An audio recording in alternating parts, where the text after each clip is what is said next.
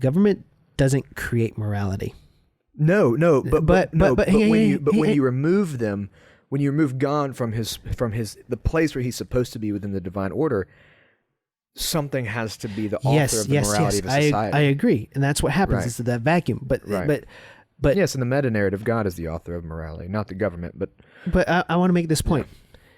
Government doesn't come up with morality. That's what's going on in our country right now. That's how we got redefined marriage. That's how we have the craziness of what's being taught in our schools. All those things is because we've abandoned the idea, right? And we assume that government should define morality. Government doesn't define morality. It acknowledges God has already defined morality and what is right and wrong, and therefore it administers what God has already ordained as right and wrong. That's the distinction. Yes. So, yes. Schaeffer, he argues that Christians must resist oppressive governments when they violate God's law, his moral law. And I touched on that last week, how his moral law is fundamentally loving God with all our heart, soul, mind, and strength, loving our neighbor as ourselves. That is the fulfillment of and the foundation of God's moral law and the biblical principle, as we just talked about how it applies to all these different things. Right. So when government gets out of line, Francis argued we should resist oppressive governments when they violate God's law. He called for civil disobedience in the face of unjust authority grounded in Scripture. Like, you do it scripturally, do it peaceably. He does a great job. I highly recommend you guys read his book.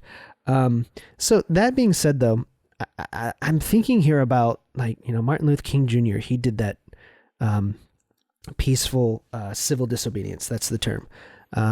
And so many other, like Gandhi did it, and other people that people really admire.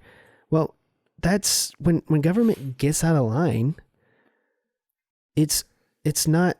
I don't want to get too far into this because, for multiple reasons. But I just would say, read his book. I agree with that point.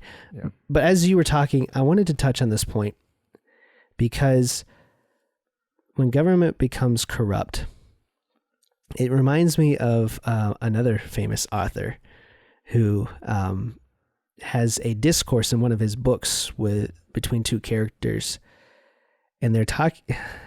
I'm going to give it away as I'm trying to be all cryptic, but it's going to come out. The wise head in the group looks at another guy and goes, I already know what it is. Yep, I know you know.